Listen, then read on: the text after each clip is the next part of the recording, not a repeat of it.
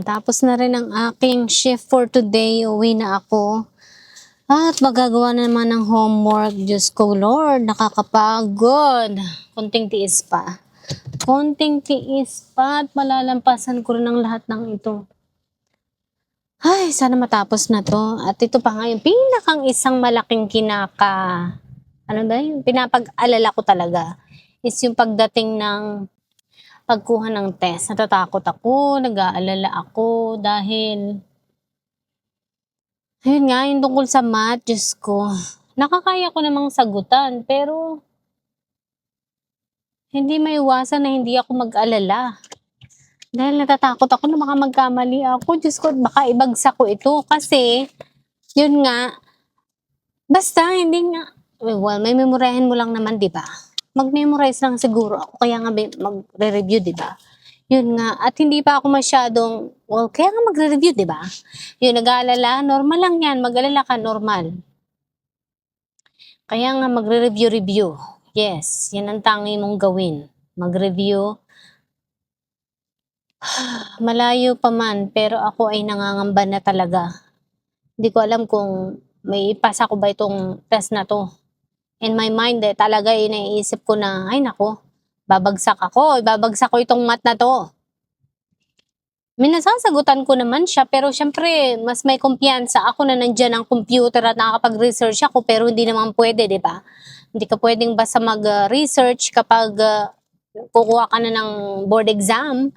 Oh, Diyos ko, board exam. Please, Lord, help me. Sana maipasa ko itong board exam na ito. Dahil talagang ninenervyos ako, malayo pa man, ay nandito na yung nervyos ko, yung takot ko. Hindi pa ako ganun kagaling na mag-convert ng mga, ang tawag dito, yung i-convert mo yung body mass, ganyan. Yung fluid to ounces, yung mga ganyan. Alam ko nang i-convert yung, ang tawag dito, yung pounds para ma-convert sa kilogram. Ewan ko ba kung bakit kailangan i-convert sa kilogram samantalang pounds naman ang gamit namin dito. Yun. Somehow, yun. Kailangan pa rin siyang i-convert doon. So, alam ko na kung paano gawin yun. Pero, syempre, yung mga kagaya nung, sabi ko nga, yung pint, liter, yung mga ganyan, tsaka yung micro, yung milliliters, Diyos ko, doon nakakaloka. Diyos ko. Kaya hindi ko alam kung makakaya ko ito, natatakot ako, nangangamba ako, nag-aalala ako. Sino ba namang hindi? Normal lang siguro mangamba at matakot kasi ang dami mong kailangang memoryahin. Isa na doon yung 200 drugs. Diyos ko, kailangan mong memoryahin yung 200 drugs na yan. Yung mga, anong tawag dito, yung mga side effect nila, yung pinaggagamitan nila, yung kung paano sila iinumin, kung ito ba ay capsule, pills, or turok, injection, yung mga ganyan, liquid, mga ganyan. Kailangan mo yung alamin. Grabe, yun ang talagang pinapangamba ko. I know, nandito na ako. Eto na, lumalakad na yung mga buwan na nalalampasan ko naman yung bawat mga buwan na okay naman, nalalampasan ko siya, nakakaya ko siya, but pag ako na, nandito na ako, Diyos ko, nandito na yung takot ko. Hindi na nawawala yung takot ko, yung pangamba ko. Kahapon na yun, nag-overwhelm na naman ako, kahit nag-take na ako ng gamot.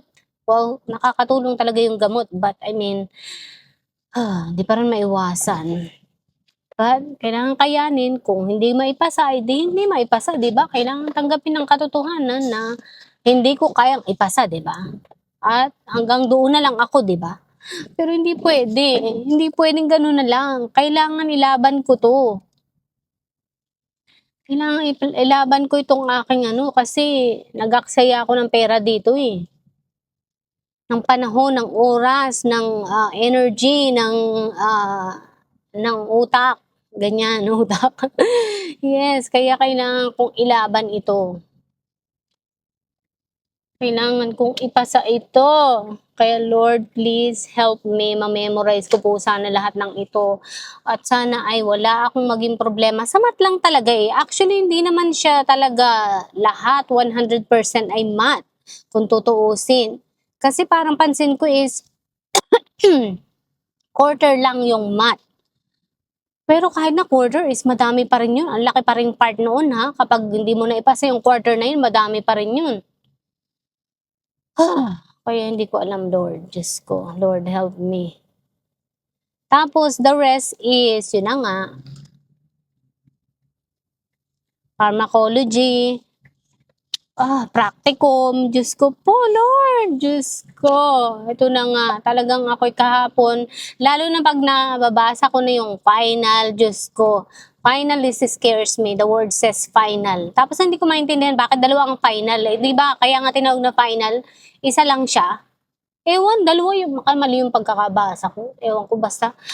Ay, naku Lord, tulungan mo ako. Sana makaya ko po ito. Sana maipasa ko po ito. Talagang papatayin ako ng nervyos, ng pag-aalala. Ito na nga yung anxiety ko. Kung di dahil sa gamot ko, baka ako'y talagang, Diyos ko, super inatake na. Yung puso ko'y parang pinipiga. Grabe, kaya buti na lang alam ko rin naman na may anxiety talaga ako at alam kung paano labanan. Kaya nga malaki din na itulong ng gamot kahit pa paano. Dahil kung hindi, baka ako'y nagkumbulsyon na, di ba? Ay, Diyos ko, kaya ko to. At kakayanin ko to. Dahil kung halimbawa ay sabi ko nga, kung hindi talaga para sa akin, hindi talaga para sa akin. Ganun na lang kailangan kong intindihin. Yun na lang kailangan kong isip ko. Na kapag hindi para sa akin, hindi talaga bibigay sa akin, di ba? At kung talagang ito ay para sa akin, syempre bibigay talaga yan sa akin. Yun na lang. Para hindi ako mag-alala ng todo-todo. Yan. Diyos ko. Pero malaki talaga yung tulong na meron na bibigay na yung reviewer nga. Kasi isa pang pangalawang mahirap is yung fill in the blanks. Nakakatakot yung fill in the blanks. Kasi syempre, yung mga spelling niyan, Diyos ko. Magaling naman ako sa spelling, sa memorization. Pero sabi ko nga, Diyos ko, itong mga words na ito is, nito ko lang narinig sa buong buhay ko, di ba? Kaya, anong matatandaan yan, di ba? Hala na, Diyos ko. Basta nga, kung magaling ako sa memorization, di galingan lalo, di ba? Habang kaya pa ng aking powers. Kaya ko to. Huwag ka mag-alala, kaya mo yan. Ikaw pa. Ay, Diyos ko. And then, eto na nga, nandito na kami sa mahabang panahon. Grabe, kakalokang mag-aral. Nakakalokang mag-memorize. Okay, malapit na ako dito sa amin.